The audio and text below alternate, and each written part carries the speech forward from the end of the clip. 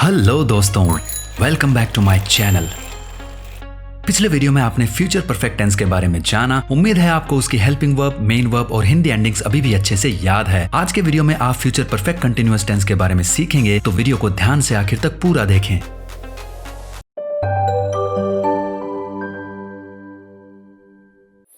दोस्तों, वीडियो शुरू करने से पहले मैं आपको बता दूं कि पिछले वीडियो के अंत में आपको जो प्रैक्टिस क्वेश्चंस दिए गए थे उनके आंसर्स नीचे डिस्क्रिप्शन में मिल जाएंगे, तो वीडियो खत्म होने के बाद डिस्क्रिप्शन जरूर चेक करें। 4 फ्यूचर टेंसेस में से चौथी टेंस का नाम है फ्यूचर परफेक्ट कंटिन्यूअस टेंस। इस टेंस में हेल्पिंग वर्ब के रूप में शैल और विल के साथ हैव बीन लिंकिंग वर्ब का प्रयोग किया जाता है। मेन वर्ब की फर्स्ट फॉर्म के साथ आईएनजी लगाया जाता है। इसके अलावा इस टेंस में सिंस और फॉर के साथ टाइम का प्रयोग किया जाता है। अगर आप भूल गए हैं कि सिंस और फॉर के साथ टाइम का यूज कैसे किया जाता है, तो मेरा वीडियो नंबर 7 एक बार फिर से देखें। इसके अलावा इस टेंस में बाई प्रपोजिशन के साथ भी टाइम का प्रयोग किया जाता है। इस टेंस की हिंदी पहचान होती है रहा होगा, रही होगी, रहे होंगे, रहा होऊंगा, रही होंगी।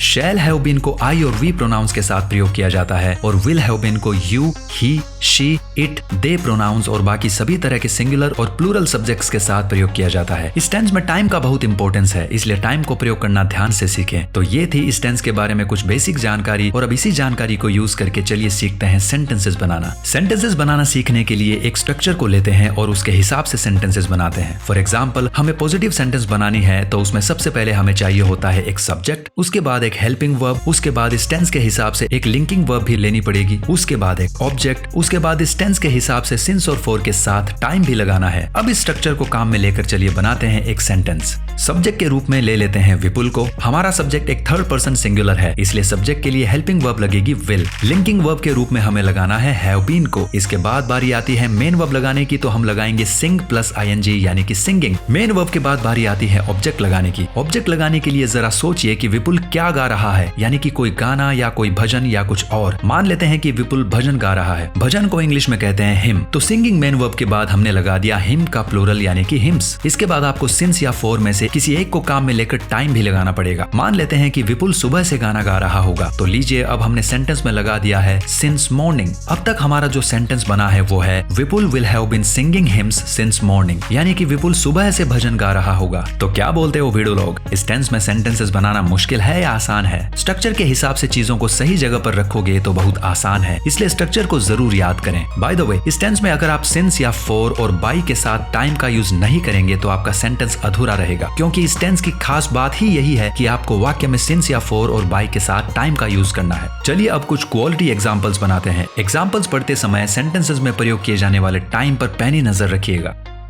अरविंद अगले सप्ताह 6 वर्षों से अपने नए घर में रह रहा होगा। Arvind will have been living in his new house for 6 years next week.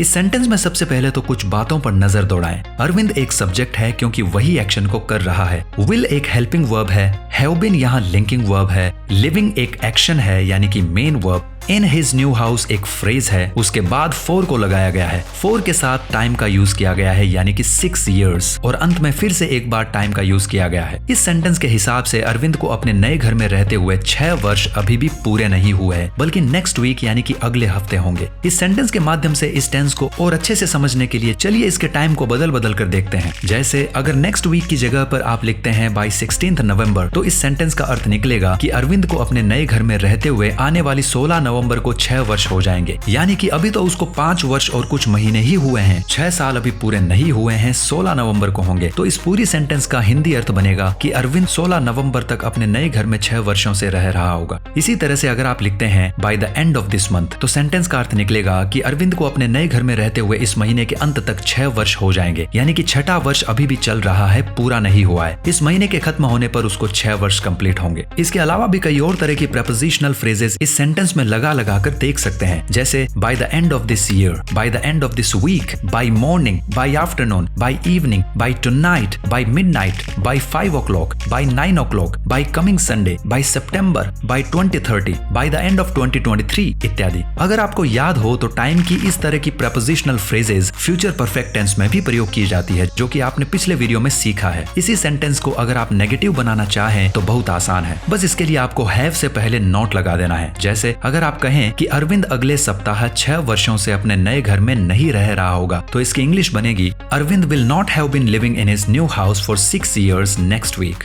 चलिए अब अगला सेंटेंस देखते हैं। मैं शाम तक 7 घंटे से ताश खेल रहा होऊंगा।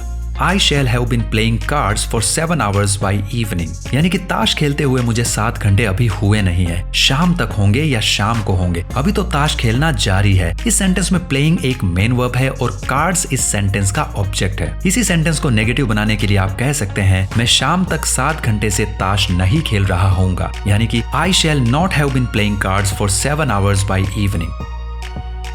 दोस्तों, अगर आपको गाने सुनना और म्यूजिक वीडियोस देखना पसंद है तो इस वीडियो के खत्म होने के बाद डिस्क्रिप्शन चेक करें और वहां दिए गए लिंक्स पर क्लिक करके मेरा सिंगिंग चैनल भी एक बार जरूर विजिट करें।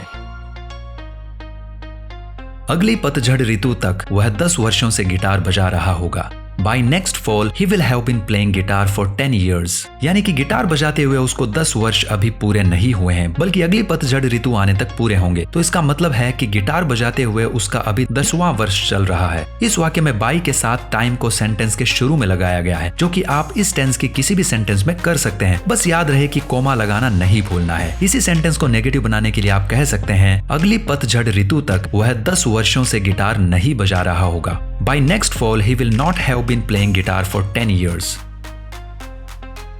क्या इस महीने के अंत तक कोमल एक हफ्ते से हंस रही होगी? Will Komal have been laughing for a week by the end of this month?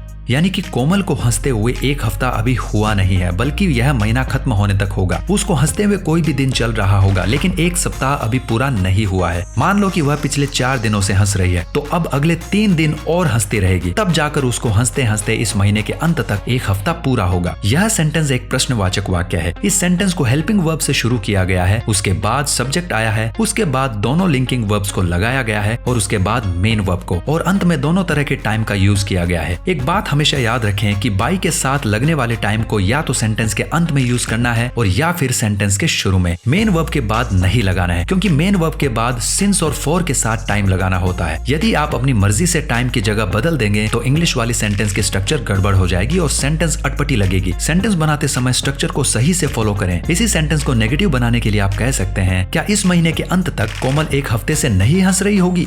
Will Komal not have been laughing for a week by the end of this month? क्या कमल शाम तक मुझे 5 वर्षों से चूना लगा रहा होगा?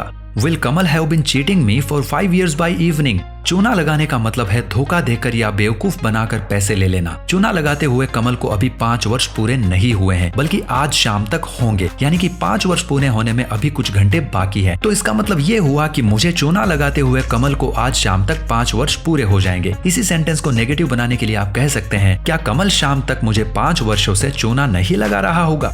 Will Kamal not have been cheating me for 5 years by evening?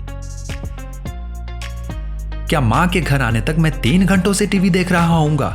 Shall I have been watching TV for 3 hours by the time mother comes home? TV देखते हुए मुझे अभी 3 घंटे नहीं हुए हैं, बल्कि माँ जब घर आएगी तब होंगे। हो सकता है टीवी देखते हुए अभी तो मुझे पहला ही घंटा चल रहा हो या दूसरा चल रहा हो, लेकिन टीवी देखते हुए मुझे 3 घंटे तो माँ के घर आने तक ही पूरे होंगे, उससे पहले नहीं। इस सेंटेंस में बाई के साथ लगने वाले टाइम को अलग तरह से यूज किया गया है, क्योंकि इस वाक्य में टाइम को दिन के किसी प्रहर, किसी दिनांक, घड़ी के किसी पर्टिकुलर समय, किसी महीने या वर्ष के साथ नहीं जोड़ा गया है, बल्कि किसी और इंसान या वस्तु की एक्टिविटी या एक्शन के साथ जोड़ा गया है। इस सेंटेंस में माँ के द्वारा घर आने का कार्य किया जा रहा है, तो मेरे द्वारा टीवी देखते देखते 3 घंटे पूरे होने का टाइम मैच कर रहा है माँ के घर पहुंचने के टाइम के साथ। एग्जाम्पल के लिए आप कई और तरह का टाइम भी यहाँ लगा सकते हैं, जैसे अगर आप इस सेंटेंस में जोड़ दें by the time the plane takes off, तो सेंटेंस बनेगी shall I have been watching TV for 3 hours by the time the plane takes off. क्या हवाई जहाज के उड़ान भरने तक मैं 3 घंटे से टीवी देख रहा हूँगा? अगर आप इस सेंटेंस में जोड़ दे by the time Meena stops crying, तो सेंटेंस बनेगी shall I have been watching TV for 3 hours by the time Meena stops crying. क्या मीना के रोना बंद करने तक मैं 3 घंटों से टीवी देख रहा हूँगा? अगर आप इस सेंटेंस में जोड़ दे by the time Doraemon starts, तो सेंटेंस बनेगी shall I have been watching TV for 3 hours by the time Doraemon starts. क्या डोरेमोन शुरू होने तक मैं 3 घंटों से टीवी देख रहा हूँगा? हम कौन से तालाब में 6 बजे तक 1.5 घंटे से तैर रहे होंगे? In which pond shall we have been swimming for an hour and a half by 6 o'clock? यानी कि जिस भी तालाब में हम होंगे उसमें तैरते हुए हमें 6 बजे तक 1.5 घंटे हो जाएंगे। हालांकि अभी हुए नहीं है, अभी वह 1.5 घंटे चल रहे हैं। जब आपकी बैटरी खत्म हो जाएगी तो आप कितने समय से फोन पर बात कर रहे होंगे? How long will you have been talking on the phone when your battery dies? आपकी बैटरी खत्म होने तक आप कितनी देर से फोन पर बात कर रहे होंगे? How long will you have been talking on the phone by the time your battery dies? इन दोनों वाक्यों में टाइम को अलग तरह से यूज किया गया है। पहले वाक्य में when के साथ टाइम को यूज किया गया है, जहां when एक रिलेटिव प्रोनाउन है। दूसरे वाक्य में by के साथ टाइम का यूज किया गया है। when का प्रयोग जब के अर्थ में किया जाता है और by का प्रयोग तक के अर्थ में किया जाता है। उम्मीद है यह टेंस आपको अच्छे से समझ में आ गई होगी। चलिए जरा इन 4 वाक्यों में से हिंदी वाले 2 सेंटेंसेस के इंग्लिश बनाइए और उनके नीचे के 2 इंग्लिश वाले सेंटेंसेस को हिंदी में ट्रांसलेट करिए। उसके बाद चारों सेंटेंसेस को कमेंट बॉक्स में टाइप कीजिए ताकि मुझे पता चल सके कि आपने इस वीडियो से कुछ सीखा है या नहीं। वीडियो पसंद आया हो तो लाइक करें, कमेंट करें, वीडियो को शेयर करें और चैनल को सब्सक्राइब करने के बाद बेल आइकन को जरूर दबाएं। बेल आइकन को दबाने से ये होगा कि जब भी मैं अपने नए ग्रामर वीडियोस YouTube पर अपलोड करूंगा तो आपके पास तुरंत उन वीडियोस के नोटिफिकेशंस आ जाएंगे। मिलते हैं अगले वीडियो में, तब तक के लिए टाटा, बाय बाय, सायोनारा, हस्ता ला विस्ता।